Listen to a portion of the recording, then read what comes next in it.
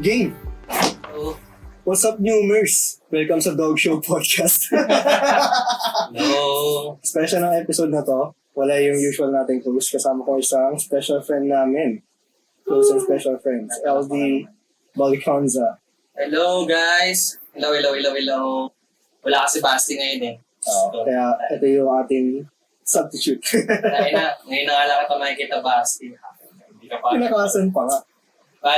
Bale, Ang topic natin yun, syempre, itong special friend natin. yes. Isang interview sa friend natin. Kasi, actually, nagkaroon na tayo ng tawag doon, pilot episode. Sila yung kasama ko. Ito si LD, narinig ko siya mostly sa previous episodes. Yes. Tsaka si Ryan. Sila yung dalawa kong nakasama sa pilot episode. Hindi ko pa siya nare-release. Kasi hindi ko pa siya ina-edit. Oh, tsaka kasi ano yun. Tsaka walang video yun. Konti lang. Tsaka Putol-putol. hindi kasi yun. Audio Hindi siya lang PG. talaga. Hindi siya pang PG. Hindi siya PG. Kasi nga hindi ko pa trial touch. Putol-putol yung episode yun kung saan. Hindi ko pa siya ina-edit. Yes. So yun. Si LD ay isang friend namin na nakilala namin noong college. Yes. At hanggang ngayon, na-maintain namin yung friendship na yun Which is good. through alak. Yes. So, alak at pagiging kupal. Kasi Sarap lang. sarap. Kasi malapit na naman siya dito. So anytime pwede ko siya tawagin. So yun. Si LD ay isang Isang dahon. Isa din akong, classmate din ako nila Josh ng college. So, architect din ako. Pero hindi pa license. Ongoing pa ako ng aking journey sa kanyang diversified Yes. experience. Hindi pa ako nag-take ng board. Siguro, ilan Years na nakalipas. ilan na kami sa batch natin na hindi pa license. Siguro, no? Bilang pa. Siguro bilang na lang sa galing. Oo. Yun. So yun, wait lang. Magpapakilala muna pala ako. Oo. Magpapakilala pala. Yun nga. Ako ulit si LB. Josh, ilabas mo dito yung ano ko, kung ano man yan. Kung anong Lalagay lang social media. lalagay lang ng corona. Yun. Ako po si LDM Baliconza. Ay, sa mga mababait na kaibigan nila Josh. Yun. Friends kami nila Josh. I think second year. Kasi first year hindi pa. Kasi first year kasi first year kasi ano yun, mga mapapride sa mga fresh grad from different high schools. So, kanya-kanyang ano yan. Kanya-kanyang buhay mo. Time na yan. Yes, kanya-kanyang pagalingan yan. Ganun. Lahati sa dalawang grupo. Tapos, Nag-merge siya sa amin. actually, yung sa college namin, dalawang grupo kasi talaga yan. Yun yan. Yes, dalawang grupo talaga yan. Shout Shout out yung sa mga iba namin mga ka-classmates ko dyan, mga prof pa rin namin. So yun, hati yun ng into two groups. Tapos, naging close ko si Joshua nang dahil kay Ryan. Yung hindi pa nagpapakita dito. Yes. Kasi si Ryan kasi, sa college kasi, kung sino ang kasabay mo ng way ng pag-uwi, Sila yung madalas yun talaga yung makakapos. magiging makasama sa magiging close mo. Pares kami ni Ryan na taga-North. So, we are North people. Si Josh ay isang South people. So, yan. Ngayon, nangyari, doon ako sa may group A, nakagrupo nun. Tapos si Josh sa may group B. Yun. Si Ryan sa group B din siya. So, magkasabay kami umuwi ni Ryan. So, naging mag-close kami. Tapos yun, hindi naman mayroon pa kasama si Joshua. Hindi pa siya ng kupal. Tahimik lang siya nun. Tapos yun, hanggang sa naka-drive ko throughout second year. Yun, doon na nag-start. Hanggang ngayon. Tchanan! Yun. So, yun, doon nag-start yung friendship namin. Kasabay din nun si Basti. Kasi si Basti nasa group B din nun. Kasama rin namin. Yes. Sila Sa mga mga kalakuan namin doon. Kaya most of the time, no second year, nag-transition na si LD. Huwag yun ang tanongin kung ano yung transition. Medyo mahaba-habang story. So, Habang story yun. So, cut siya, out na natin yun. hindi na siya relate sa episode. Baka magka-issue pa. No need na isama. So, yun. Hanggang sa yung dalawang group na yun, nag-scramble siya. Nagkasabog-sabog na yung Ganun naman, ayun yung kagandahan. Hindi naman natin lang saan. Baka kasi, Kanya-kanyang preference. kanya-kanya preference. Kasi syempre, Testing the waters lang yung first year. kasi panigurado yung kasi syempre first year. So, kung sino yung nandyan sa ano mo, yun yung magiging umpisang kasama mo. Pero again, all throughout, pag nag-start ng journey mo, Mag-adjust din yun. makikita mo na yung mga, kung ano yung yan, ganyan, paano ugali, meron sila, na applicable sa'yo, na ayaw mo, tapos yun yung kusang Drift out. mag-drift out na. So, yun. Tapos ngayon, yun nga, kasabi ko lang din kanina, architecture graduate, hindi pa nag-take ng license, but looking forward to take it. Next year, if ever. Someday next year, ganun. And yun, yung nasasabi kay George, parang sa batch namin, parang ilan na lang kami hindi pa license. Kung tutuusin nyo, mas na-approach mo yung architectural life kisa sa akin. Well, it depends. It depends So, siya. preference naman din kasi. Preference ko rin naman kasi. Darating din tayo dyan. Kasi, ano bang tawag dito? Paano ba? Kasi, kasi ako nababad kasi ako sa construction. Mas nag-start na ka dun top. Nag-start ka Yes. dun, tapos natuloy-tuloy. Oo. Kasi ngayon, Pinilit ko kasi makaalis dun. Kasi yun nga, kanya-kanyang preference kasi. Talagang mag-ano talaga niyan. Kasi first company ko, construction. Tapos second company, parang gusto kong mag-try na mag-design. Kasi feeling ko yung software skills ko oo. Kasi talagang exhausting talaga ang construction pag nasa field ka. So, akit ba? Dami ka usa. Oo, nag-try ako na, try ko naman yung kasi karamihan sa batch natin, ganun ang field na sinusundan Diba? Or sabi ko, if kayo try ko, ganyan. Puta. Try ko maging technical staff. Hindi kinaya. Hindi para sa akin. Hindi siya para sa akin. Hindi ko kayang umupo na 8 hours magdamag. Sumasakit yung likod ko. True, kaya nga ako gumagala ako sa office. So, talaga ako, construction na tao. So, gusto ko more on implementation, checking, tapos nasusunod ko ano yung dapat. Yun, ma-implement sa project. Lupit nyo ng position mo. Actually, kakano lang din. So, I'm currently a promoted. Architect. Yun lang. Promoted. Pero yung salary. Yun lang. Huwag natin ba? Pag na, yun yan. So, yun nga. Currently, pag-usapan na rin naman natin dun sa isang inuman session. Hindi ko pa nare-release, pero nandun. So, hintayin na lang yung release nun if ever na. Nag-vent out din si Eldon. Yes, mga ganun-ganun. So, check nyo na lang yan kung okay naman i-release. Okay naman i-release. So yun, parang kumbaga, maging parang sa mga fresh grad or ongoing architecture students, if ever, na kung ano man yung ma-share namin towards this podcast is kahit pa paano, sana may matutunan kayo. Hindi lang ako palad. Sana. Play Bini! Yun, so yun kahit pa paano, yun naman din ang gusto nating mangyari. Kasi actually, itong podcast na to, shinare sa akin ni Josh, recently lang. Parang last year. Last year ko lang din. Early last year. Yes, tapos. Konti lang kaming beses nagkita. True. Kasi ang daming ganap sa buhay. So, kasi, ang pagkakilala ko kasi kay Joshua ay isang introvert na nilalang. So, nung shinare niya sa akin yon na he would like to have a podcast. So, surprise siya sa akin. Yung mahinta pala yon kasi nung mga nakaraan kasi, so syempre, matagal kami hindi nakita-kita. So, kami, ang tawag dito? Ang parang pagkita ng ate natin, two times per, parang dalawang beses isang buwan. Dati. Ganon. So, napadalas lang siya ata, parang mid-2023. Oo. Kasi nung early 2023, parang twice lang tayo nagkita from the span of 6 months. Tapos, yung mga pagkikita na yun, syempre, ikaw kasi magpapropa. Doon ko siya napansin na ang ligalig ni Josh. Gusto niyang malaman ko ano yung mga nangyari sa buhay namin. As in, parang isang time na Ayoko yung patulogin. Ayaw niya kami- Ayaw niya kaming kwento. patulugin.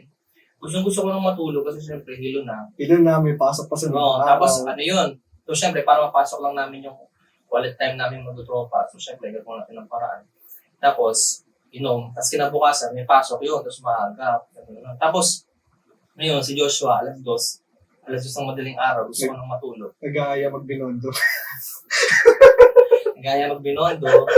So, syempre, buti hindi natutuloy yung mga gano'n. Kasi sabi ko po, baka nung mangyari sa atin, papunta yung binondo. So, gano'n. Gusto lang siya ulong ba? Tapos yun, nung inopen siya, shinare siya sa amin ni Josh.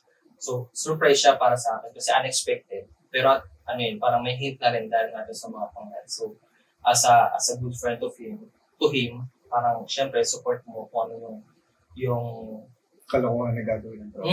kung ano yung gusto niya. Tapos, ito lang namang pag-podcast nga is hindi lang naman ito to anong purpose ng ng podcast? Wala lang, kasi gusto niya lang kasi Literal lang gusto gusto niya lang dumaldal. dumaldal. Pinadayo ko siya dito para magpagdaldalan sa akin. Actually, hindi naman dahil kasi taga dyan lang naman talaga ako. Yung site ko taga dyan. Pala dyan nang galing. So, I'm currently nakastay din sa Malapit lang project. dito. Along lang din dito, kapag makikita niyo sa may Hilpuyat. So, it's Quantum Residence. Soon to rise. Malapit na siyang matapos yung Tower 1. So, Speaking of quantum residence, just, nakita ko ng mga inspector ko tsaka ng mga just, di ba, yun. So, anong speaking of Quantum Residence? kaka-topping off niya lang, di ba? Ano yung Yes. sabihin mo na? Ang, Nag-post kasi si LD sa yes, Insta. social media. Tapos, ay, Topping topping off. Ano, makikita ko siya dati pa. Oh. Pero ano yung sabihin na? Topping off, ito yung kapag tapos na yung structural ng isang structure. So, Lahat na ng concrete pouring, nandun na. yung pinaka-last level ng Pinakataas na. nung building. Oo. So, yun, si Quantum kasi is a 37th floor high-rise building. So, kakatapping off lang. Ng Tower 2, kasi yung Tower 1, hindi ko nabutan ng topping off ng Tower 1 kasi last year lang. Last year, Natapos yung topping. topping off. Siguro parang ilang months pagtapos ng topping off, doon na ako nakapunta kay Quantum. Tapos yun, kakatapping off lang yung Tower 2. Tapos, continuous sila. So, parang, ceremonious ba? Kasi syempre, natapos ng grupo namin yung Subaybayan niyo. Nakasama kayo doon. At si Quantum ay a 3-tower project siya. So, May isa pa. may isa pa. So, naayos pa yun. Ganun. Soon to rise. Soon to rise. So, ngayon, si Tower 1 ay hopefully maging operational na siya within this year. So, Diba check nyo. Usually yung mga ganyan. Ano yung checking mo? Checking? Ano yun? Checking. Chin-check yung units before hand-overing dun sa client. Usually yung ganyan, kapag ready na yung unit, pwede naman papasok ng mga client. Actually, maraming kino-consider Like, before. may mga nauna na mag-reserve. Meron talaga nun. Actually, may ganun talaga. Pero syempre, before mo kasi papuntahin before mag-mobilize ang mga owner, syempre, kailangan pinaproceed mo muna kung functional na yung building. Kung may Wala tama tayong yung punch list, necessities na gano'n. Kasi hindi lang naman yung building itself, yung tower niya, yung unit niya, yung kailangan ready. So, kailangan pati yung facade, yung site development ng project, kailangan pang na.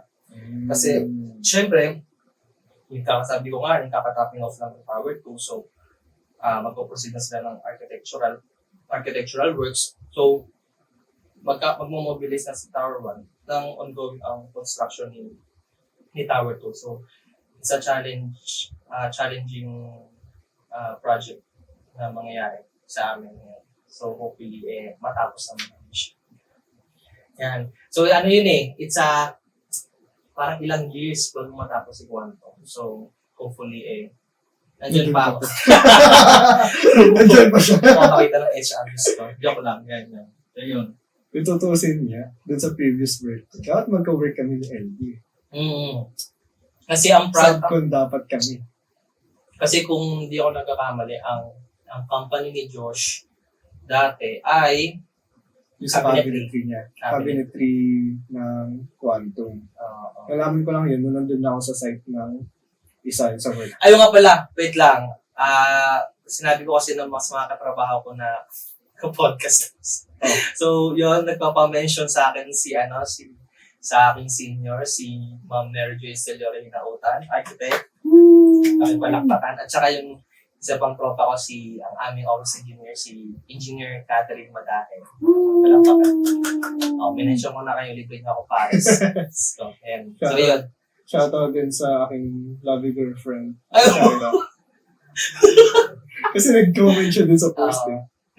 Ipapa-shoutout eh. Tapos, yung ate kong selosa, ipapa-shoutout din. So, shoutout sa ate ko. Tsaka shoutout din pala sa isa kong pinsan. Si Kuya RJ, yan, Divine, Lexify, yan. Yan nyo to, i-share nyo to. Like it, yan. subscribe. Subscribe. Para may natin to. Buwating profitable to. Oo. Yan. So, para yun. kumita na si LB dito.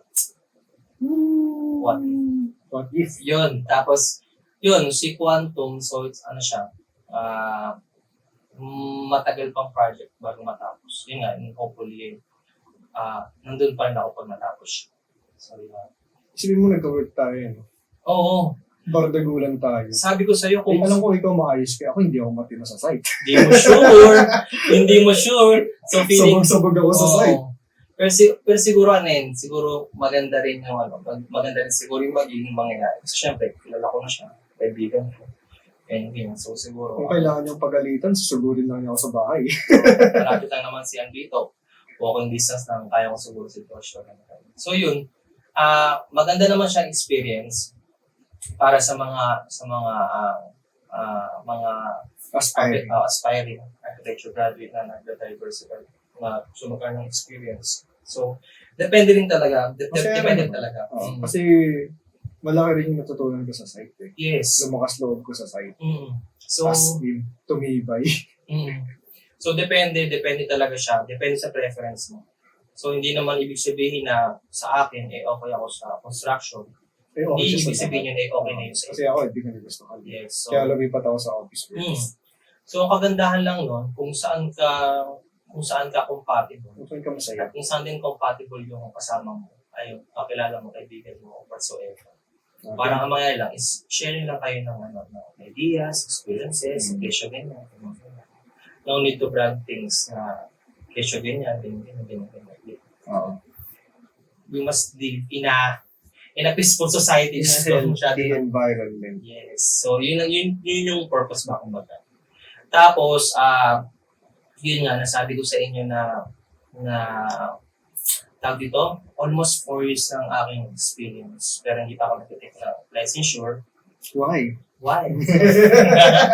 So, what's the why of the, Why? Kasi, I believe, siya kanya-kanyang preference. Diba? Meron ka sa atin... Buhay ID Carrera.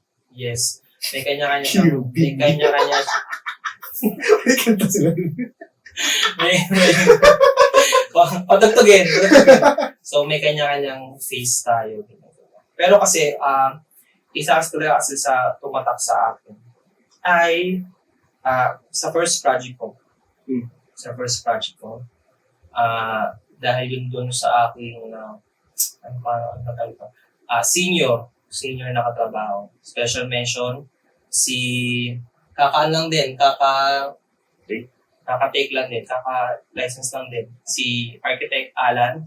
Kuya Alan, tatandaan pa kita. Kala mo So parang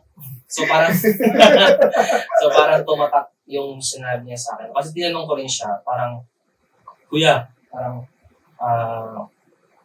baka di ka pa nag-take ng board? Di ka pa nag-take ng licensure mo? Kasi na rin siya nun nasa 4 years na rin siya nung naging magkatrabaho kami. 4 years na rin yung niya, yung experience niya. Tinanong ko siya, na-curious ako, bakit yun? Kasi ang utak ko nun, pagka-graduate, diversified, 2 years, tapos take na. Ganun yung vision ko nun. So yun, yung tinanong ko si Kuya Alan, parang, Kuya, 4 years ka na, ganun, ba't di ka pa mag-take it? Tapos ang sinabi niya, meron kasi siyang parang nakasalamuha sa construction. Hindi ko lang matandaan So, correct mo na lang Kuya Alan kung Tama to ba? Comment down below. Comment down below kung tama to kuya. Parang meron siyang nakakalamuha. Tapos parang yun nga, mag-take sana siya. Tapos, sinabihan siya na hello pa siya. So, so parang makes sense. I mean, hindi siya kumbaga sa para sa lahat. Kumbaga sa akin, personal kasi, sa personal siya.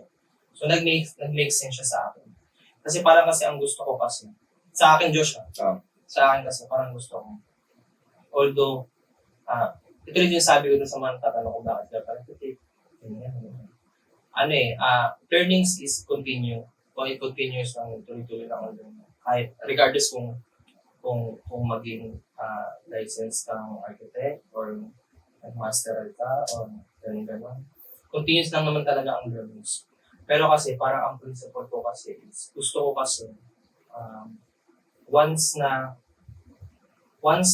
magkaroon ako ng gano'n, dahil sa pangalan ko, maging licensed architect, gusto ko, dun sa ano yun, gusto ko hinog. As in, hinog na hinog. Kahit sinong kaharap ko, May confidence ka. May confidence ako sa mga. Kasi alam ko yan. Experience ko yan. Parang gano'n. Kasi, siguro iba din eh. Iba talaga kasi pag sa construction ka talaga na buhay. So marami ka talagang nakakasalamuhang tao.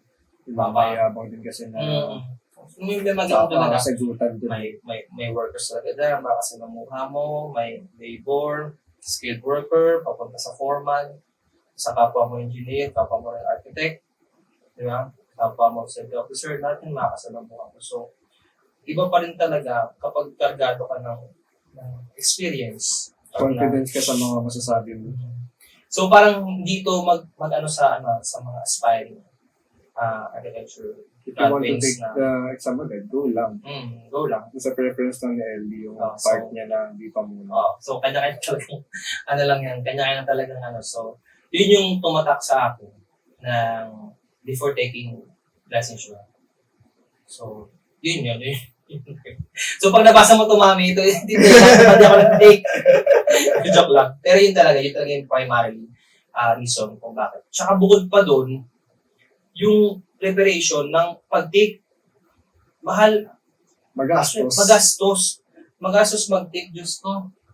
Matipid lang ako nun, ginamit ko yung research ng unang company. Ganito. Na pinasok ko. From a licensed architect ko. So, Architect Joshua, architect mo na to. So, magkano yung approximately nagastos mo sa pag-take ng exam?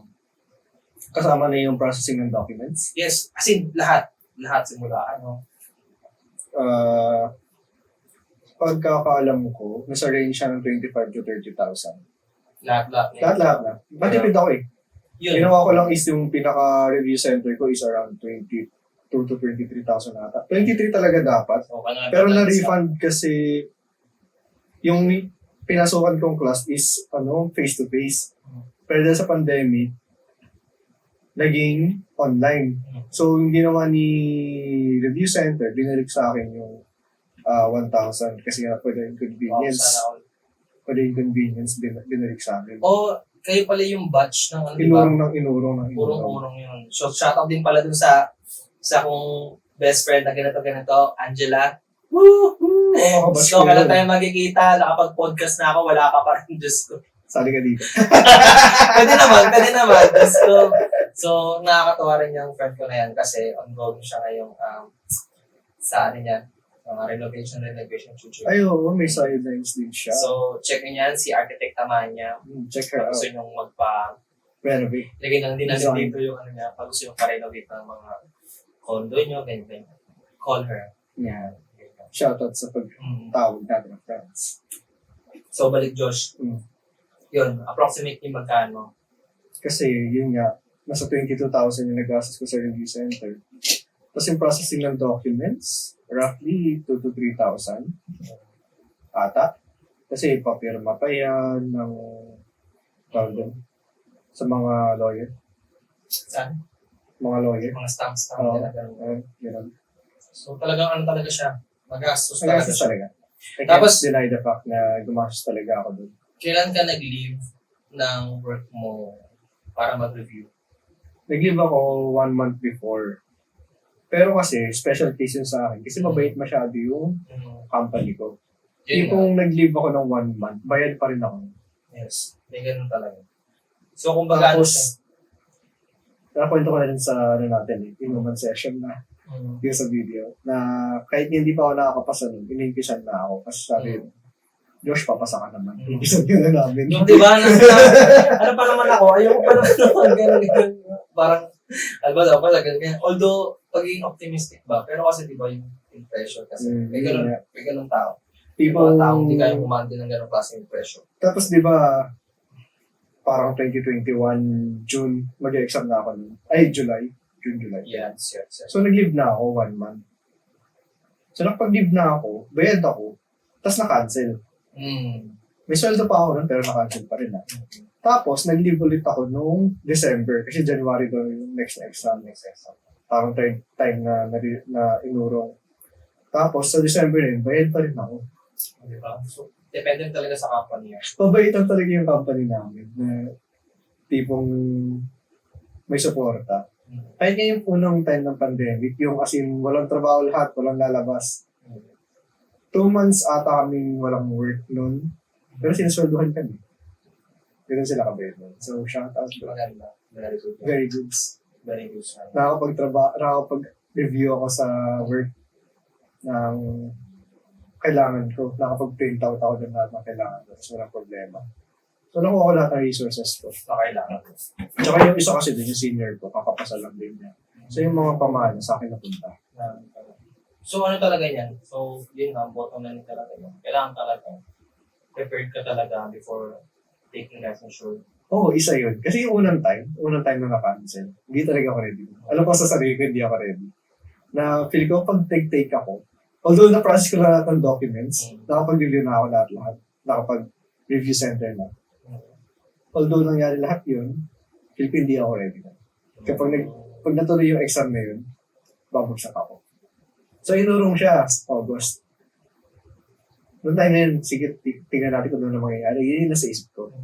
Tapos na-cancel ulit. So, nabandom na ako noong time na yun. yung feel ko medyo ready na ako. Tapos inurong na naman. Naumay na ako. So, sabi ko, sige, 3 months di ako mag-review. Pahinga ko talaga to. Tapos nag-review na lang ulit ata ako around October, November. Bago ulit sumabak sa matinding review. Kasi ano kalit nun mag-refresh ka ulit. Panibago yun kasi nagpahinga talaga ako 2-3 months eh. August, September, October, wala talaga ako ni-review. Naglaro-laro lang talaga ako. Pagdating ng December, syempre, chat-chat sa mga kasabay ko sa mag-exam. Ano yun, ready ka na, ganyan-ganyan. Sabi ko, magiging ready pa ba ako? Mga-cancel na naman din. Para sa utak ko talaga na, parang it's now or never na lang eh. Kailangan na sa isip ko, gusto ko na lang matapos. Kasi ilang napaasa na ako nung August. Yung August talaga yung nag-atake sa akin. Na, doon ako nakatake na, ready na ako, tapos nawala pa. Tapos nung pagdating ng January, sabi ko, tutuloy pa ba to? Kahit na di ako sobrang confident. Kasi wala na masyadong confidence na mag-exam. Mag-exam ako, pero yung utak ko, medyo ready naman. Nakapag-review naman ako. Parang final 2 weeks, nanonood lang ng mga series dun eh. Hindi na ako nag-aaral eh. Yes. Tapos, pagdating ng exam, umaga na, papunta na ako sa venue. Iisip ko pa rin, cancel ko ba? Wala bang huling patawag dito? Kasi sa totoo talaga na Kasi yun lang nasa isip ko noon, nakakapagod. Nang tinapos ko lahat ng review na yun, tapos malalaman ko cancel. So yung nasisip ko, habang nandun ako sa jeep papunta sa San Beda, nag-aaral pa ako yun kasi di ako confident sa nireview ko sa parang St. Peter's Basilica. Yung mga 12 architects nun. Di ako confident dun, so nireview ko siya habang mga biyahe. Pero habang nag-review ako, nasisip ko, ano ba? Tuloy ba talaga to? So, nung kinukwento niya sa amin yun, as in, kahit ako napagod din, kasi sabi mo, ilang beses umurong yun, kasi di ba yun ngayon sa pandemic? Pandemic kasi na nag-take. So, ilang beses na urong. Tapos parang ako napagod. Napagod sa kwento eh. Hindi kahit ako parang in-imagine ko na ako nasa posisyon nila. Kasi paulit-puro ready ka na, ganyan. Tapos mawawala sa'yo. Tapos ready ka na naman ulit, ganun. Tapos di na naman. So, grabe talaga. Buti na talaga, tain na nakapag-ano talaga sila, dalawa sila niyan eh. Kasi magkasabay kayo ni Jella nun, di ba? Oo. Ako, si Jella, si Shen. O yan, si Shen. Si Shen na prof na kay TUP.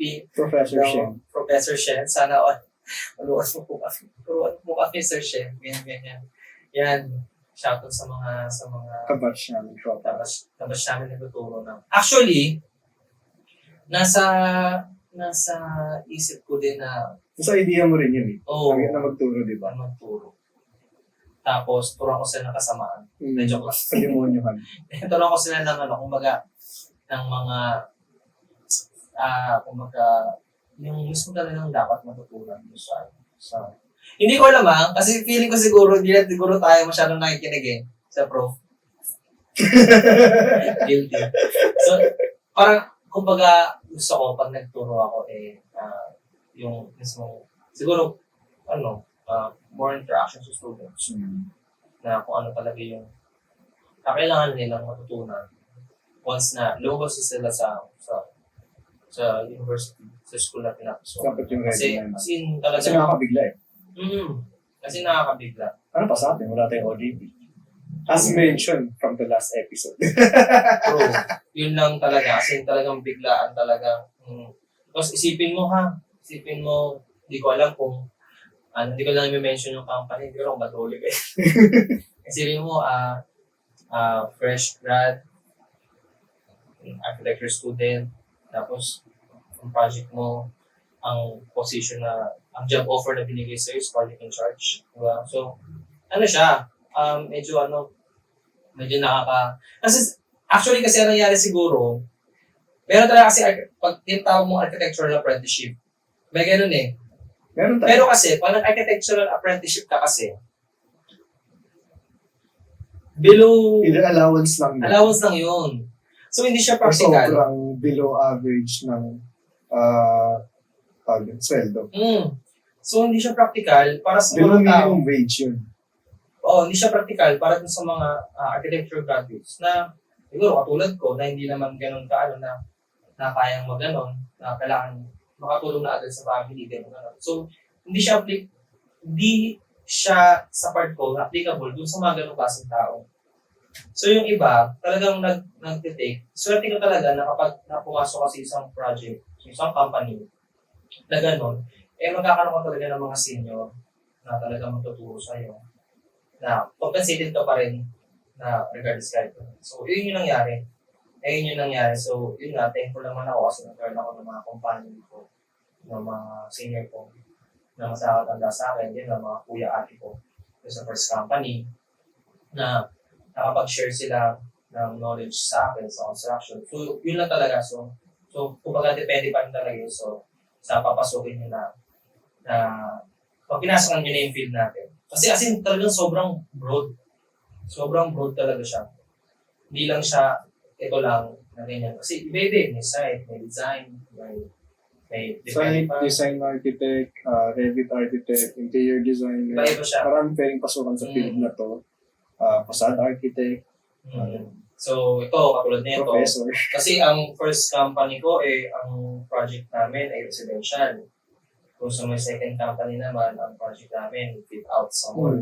So, sabi ko, gusto ko naman yung sunod na project. High-rise yung project. So, yan, ito, bigay naman sa akin.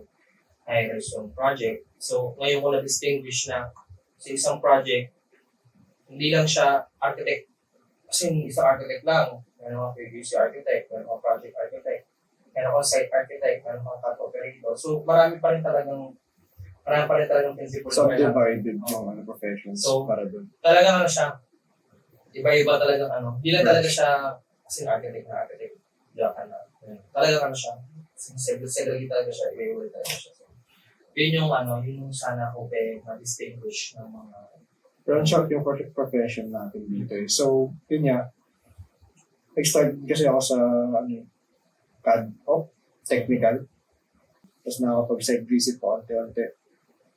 Tapos next na ko naman yun nga, site architect dalawang beses.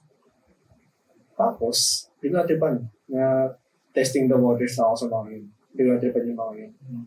Tapos dito ako napadpad sa pagiging Revit architect. Na para sa akin, gusto ko. lalo na medyo nagkaroon ako ng idea na mas nagustuhan ko yung engineering side ng architecture. Yung, yun nga, sa Revit kasi more on engineering na rin siya. Kasi information na siya sa building. Literal na building information modeling siya. Sasabihan ka lang mo, drawing lang. Ay. Okay. Yung bakit drawing lang tayo sa gano'n. So, ganito Josh. So, as a licensed architect, yan, speaking of drawing, anong atake mo dun sa mga nagsasabi na drawing ng architecture?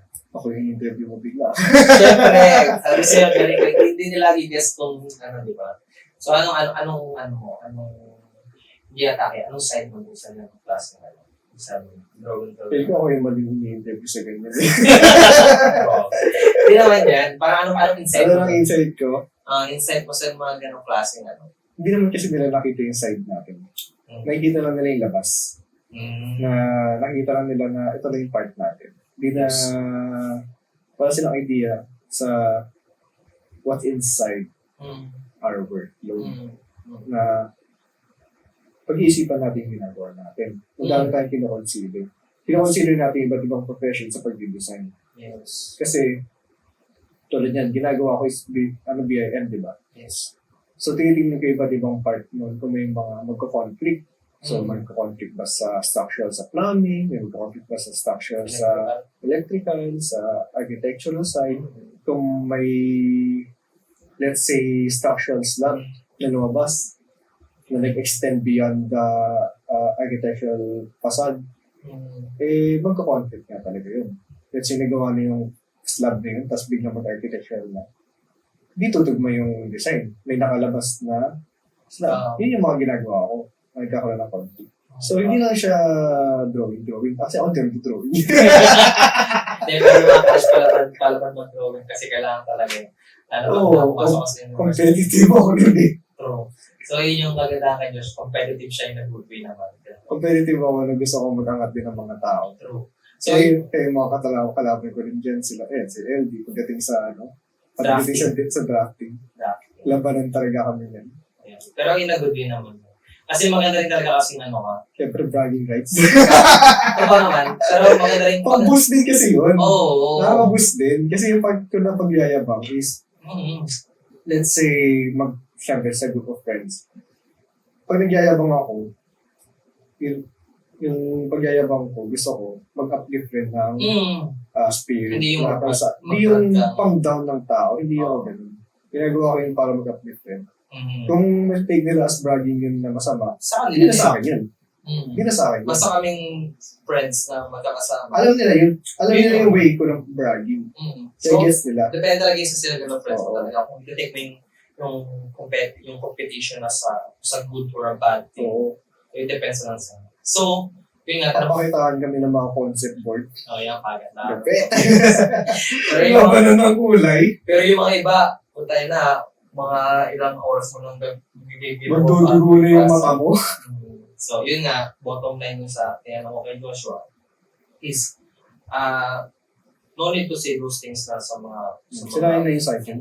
Break to cycle na. Yes, kasi ano siya 2024 na, Diyos ko. Pantay-pantay na gusto, let's live a peaceful working society sa atin.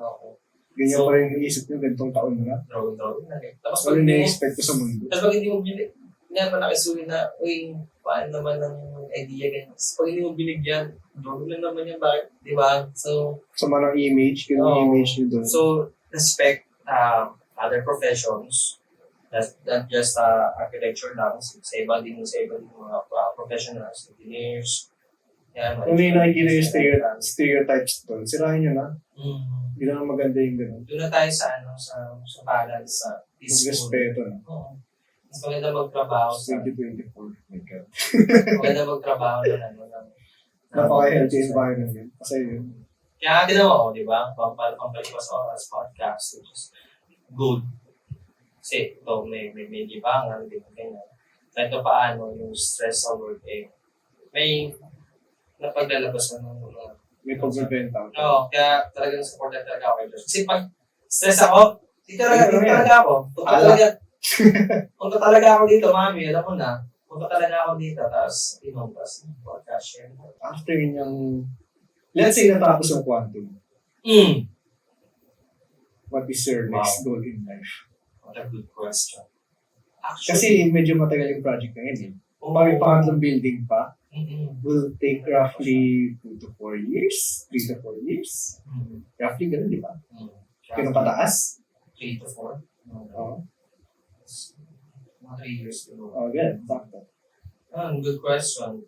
What Siguro, do you intend to do? siguro Tutuloy mo ba yung field ng site or would you like to explore more? well, it depends eh. Siguro, actually, Hindi mo pa masabi. oo. Ang hirap talaga magsalita ng tapos. Kasi kung magsalita ka ng tapos na yun, tapos biglang pagdating yung situation na yun, yung pala yung nangyari. What if, pag natapos na yung quantum, naging fulfilling siya sa part mo. Gusto mo Yun yung ba- mag-boost sa'yo na Oo. tuloy-tuloy ka pa sa Hindi construction. mo pa masabi. Or baka hindi mo matapos si project mo kasi na-exhaust ka na dahil sa work, lumipat ka na ng ibang field. Ganun. So, it depends pa rin. Makes sense. Kasi nandun ako sa latter part mo na ano ko eh, naubos na energy ko sa site. So, nag-pursue ako ng, ayun nga, gusto ko naman mag-explore sa Reddit. Kaya dito ako natagpag. Actually, talagang dumarating talaga yan. Yung burnout sa trabaho, lalo na yun nga sa first project. Burnout din talaga. Palipas-lipat ka ng lugar. Sabi ko talaga sa'yo, hiatus talaga ako 1 year eh. Bago mag-apply ulit eh. Tapos ang in-apply ko noon, more on technical stuff para hindi mo na mag-side. Kaso nga lang, set yung pusang lumalapit talaga. Wala na yung technical side. Wala talaga. Pero at least naman, kahit paano, itong project na napasukan ko eh, hindi lang siya side. So, may mga officers pa rin siya. So, nagiging open pa rin ako sa mga ganong klaseng field of work. So, kumbaga, suggestion, yun yung hanapin nyo sa company na papasukan ninyo na yun nga, magkagata kayo ng senior na magtuturo sa inyo kung ano talaga yung mga dapat yung malaman. Kasi yun naman talaga yung purpose nyo. Yung ma-accord yung mga dapat na experience na mabuhay nyo before taking license. So, of the words. So, good luck nyo na ako, kaya na ako mag-take this ko.